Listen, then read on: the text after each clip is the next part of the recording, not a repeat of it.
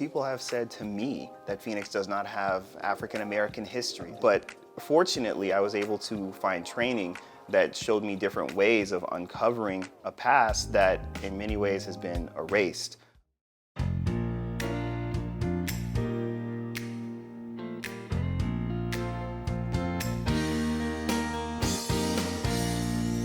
My name is Dr. Anthony Pratchett II. I'm an honors faculty fellow at ASU and secretary for the George Washington Carver Museum and Cultural Center here in Phoenix. When I went to college, I went to Howard University for undergrad, and I pursued a degree in history there, really wanting to understand more about how to study the science, the art of history, but to become a practitioner of it, to answer some of the questions I had about growing up in Phoenix. From an early age, I just wanted to understand why our society, why our community was constructed in the way it was, the way in which power operates, the way in which people operate, and I saw history as an opportunity to better understand that.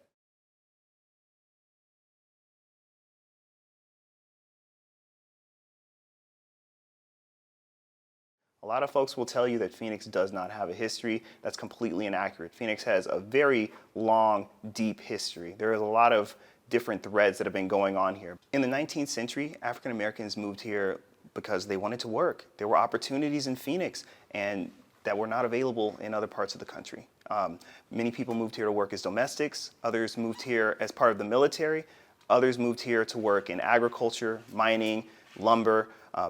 These are industries that were going on all over the state. But by the early 20th century, Phoenix becomes the largest African American community in the state. And in this sense, it winds up being the hub of many of the cultural and social activities that are going on within the community. Juneteenth is a special holiday for not just African Americans, but for Americans at large. In many ways, it's a celebration of union. It's a celebration of the end of disunion, the end of the sectional conflict. But because of this, it's also very regionally specific. Juneteenth emerges out of Galveston, out of East Texas, because those were the last enslaved people in the Confederacy to learn that the Emancipation Proclamation had emancipated them from slavery. So Arizona, on a migratory path between Los Angeles and Houston, winds up becoming home to a large diaspora of East Texan African Americans. They bring the Juneteenth holiday here with them and begin their celebrations over 100 years ago in the very early 20th century. Booker T. Washington gives a famous speech, Juneteenth speech at East Lake Park, I believe, not too long before his death in 1914 or in 1915. By the 1920s, the churches, in particular, if I'm not mistaken, Southminster Presbyterian, First Institutional Baptist, Tanner AME, Pilgrim Rest, those institutions, the religious institutions, they also in many ways were the backbone of the community, and they would organize Juneteenth celebrations largely at East Lake Park, bringing disparate members in the community together for an annual celebration. And so it became a moment where you could see, alongside Martin Luther King Day, a cross-section of the African American community in Phoenix, generally all in one place with a similar goal in mind. It became a day that represented unity.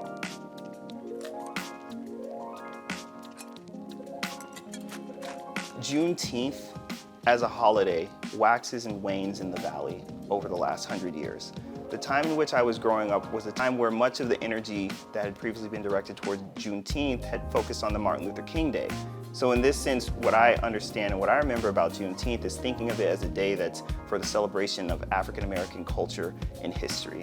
And the sports, the activities, the food, the cuisine, the lifestyle that we understand as part of an African American experience, this was a day where a large cross-section of the community could come together and experience it together. This is not something that people often had opportunity to do, especially in Phoenix, because the community here, the African American community, is so not just diverse, but disparate, that you have folks who are living in Tempe, Glendale, Mesa, Surprise. Juneteenth became a day where everybody across town could come together to celebrate. We should see Juneteenth as a holiday that celebrates the union of our country and in many ways the end of the Civil War. What non-African Americans can learn from this holiday is this idea of unity, that we're not free and we're not liberated until we all are liberated, which is why I must say about Juneteenth. Juneteenth liberates most African Americans that are living in the United States. It's the end date if we think about this, for emancipation for most people. DC has emancipation in 1862. The proclamation is issued in 1863, and so by 1865, many people have been emancipated. But it's not until 1865, December of 1865, that the 13th Amendment is ratified, which is what ends enslavement in 2 Union states, Kentucky and Delaware, that had not fallen under the jurisdiction of the Emancipation Proclamation. Moreover, it's not until the following year in 1866 that the 5 civilized nations, so the indigenous nations in Oklahoma and even as far west as Arizona, were compelled by the federal government to abide by emancipation statutes. So in this sense, Juneteenth is valuable for all Americans, not just African Americans, but all Americans, because it allows us to see the ways in which in unity there is strength, and just because we have success doesn't mean that we are all successful. I think the most important thing about this holiday is that it allows us to focus on the idea that we're not free until we're all free.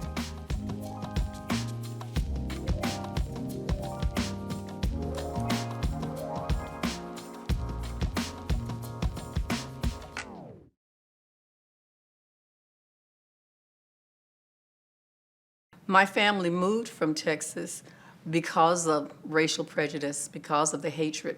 And not just that, their actual lives being threatened. So they came to Oklahoma. I was born in Redbird, Oklahoma. Redbird was an all African American community. Redbird started in the late 1800s. When they were building Redbird, they actually went into Black communities in other states to recruit people to come to Redbird, just establish it. Redbird became incorporated as a town pretty much in, I think it's 1907, and with its own mayor and with a school and just becoming a functioning unit. For me, that was all that I knew, and for me it was wonderful. There was not a concern about who you were in terms of color or anything like that. It was everybody kind of, grew up taking care of one another. I was the 9th living child of the family. We had lots of relatives, lots of cousins, aunts and uncles that were always around. Redbird was complete as far as whatever we needed. We had the grocery store, there was the gas station. At one time, Redbird even had a sugar mill where they made sugar. There was a man named Daddy Rooster who made all of the brooms there, and just the community being as self-sufficient as they possibly could. For working, most of the work centered around working in cotton fields. It was a laboring town. The cotton fields, spinach. So I grew up at age 10 starting to work in the cotton fields, chopping cotton for 50 cents an hour. 50 cents an hour for 10 hours a day, so we made $5 a day for 10 hours of work. And we were happy to make that because that was it. And everybody worked, so it was not like there was a lot of discrimination amongst us in terms of one being better than the other because one had more money than the other. Anyone else that would see us in Redbird would think, Redbird is a very poor town. We always had food, we always had clothes, we always had friends, we had the church, we had an excellent school. We had everything that we needed as far as we were concerned, as far as we were aware of. So I never grew up feeling that I was in want of anything. I didn't see any influence of white pressure being imposed into the structure or into the functioning of what was going on in Redbird.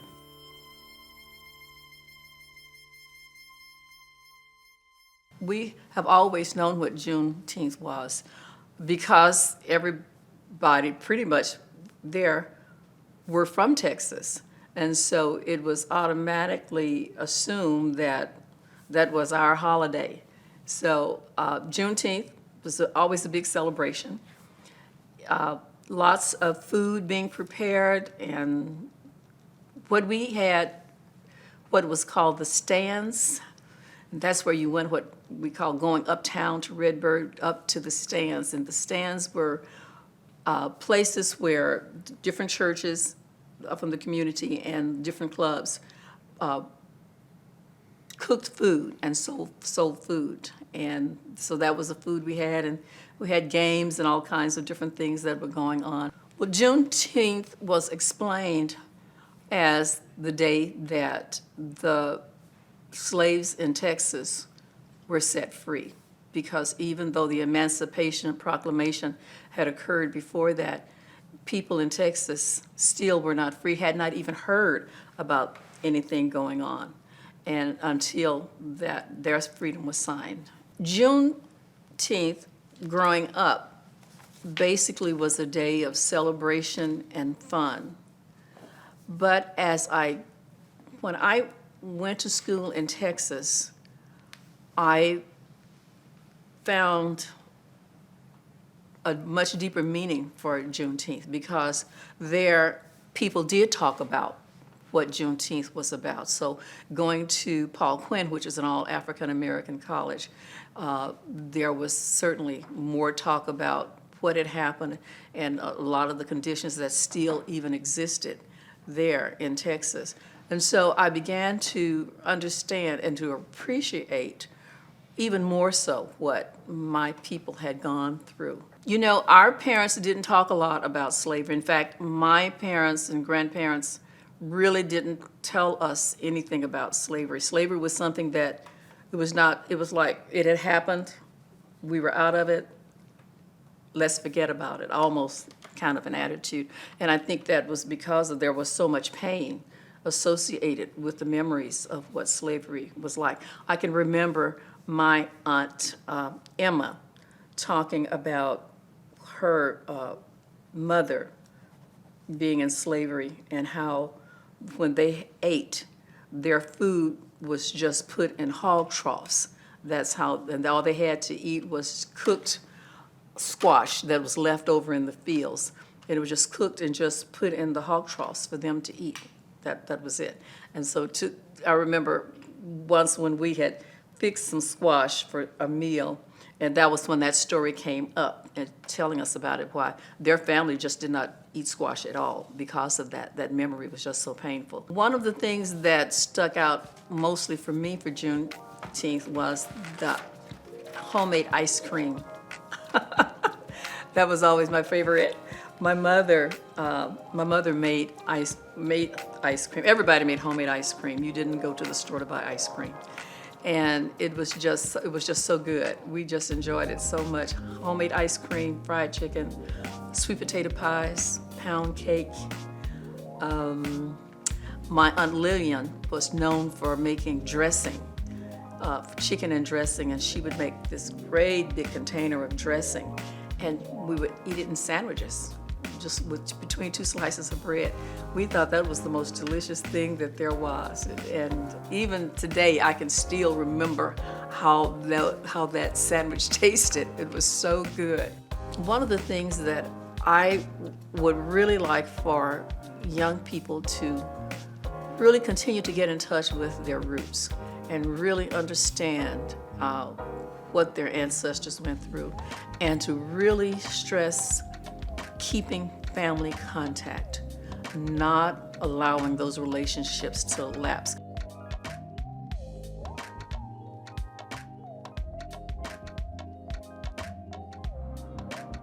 Juneteenth means to me a regular opportunity to remind people of the evolution of the African American community in the city of Phoenix, state of Arizona, and this country.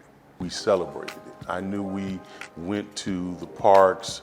There were block parties in certain neighborhoods. There was always some activity, and it was in the second or third weekend in June. And so as I grew older and became a middle school aged child, and the school district that I grew up in is Roosevelt School District.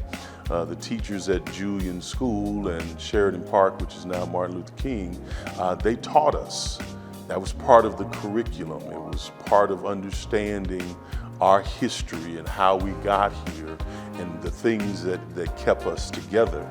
And so I remember a lot of the celebratory things because they were fun, but what I remember most is the fact that in my school, we were taught that this holiday existed because of the thought that we were free. And the notification that occurred in, June 19th of 1865, when General Granger got to Galveston, Texas, and notified slave owners that they were no longer able to have slaves and all slaves were free. The message of slavery was also part of the message of being African American, being black in America.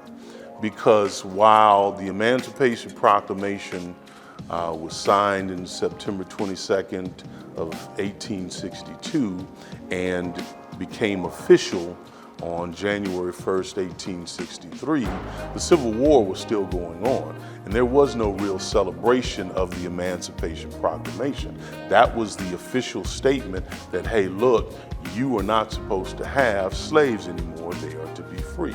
And so there was no real celebration.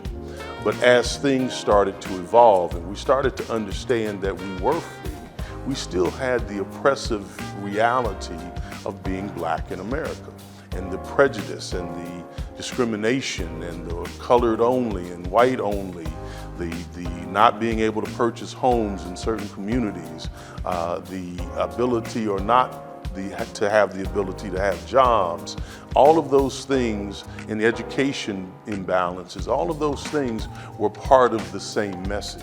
Juneteenth became the conversation about when our freedom was known globally. And when I say globally, yes, the Emancipation Proclamation made it so, but it did not change, or at least from a knowledge base, until we got into the 1865, after the Civil War ended in April of that year, and that message made it to Texas. And so my parents, one born in Oklahoma, one born in Texas, they felt it, they understood it, they celebrated when those small places and small towns that they were in, they did have celebrations. And instead of celebrating on the 1st of January, the Emancipation Proclamation, this country has embraced Juneteenth as its celebration of the freedoms that slaves should have legally. And all over this country, even back in New York and places in the East, instead of celebrating the Emancipation Proclamation, we do that through Juneteenth. And Juneteenth means to me that the legacy of those who came before us will always be present, hopefully, in the minds of young people, because Juneteenth has a ring to it. You know, we're big on our media things. Emancipation Proclamation probably doesn't ring like Juneteenth does, but they mean the same thing. And in order for this generation, who is very, very, if I say this in a fond way, addicted to social media, isn't getting to see people coming together to celebrate at East Lake Park or somewhere else in Mason, Tempe, and other places around this valley, they're going to miss out because all they do is look at pictures of it or read about it on their phone. When in really, Juneteenth is about the physical presence and the actual touching and feeling of the celebration. It's a come out and get together kind of thing. It's not a watch it on television. It's not what you do on New Year's Eve when you watch the ball go down in New York, you know, and you toast somewhere. It's a get out your house, get your children, bring your your grandmother and your mother and your father, and come hang out with folk that both you don't know, but you all share that same reality, that same presence of being free in America.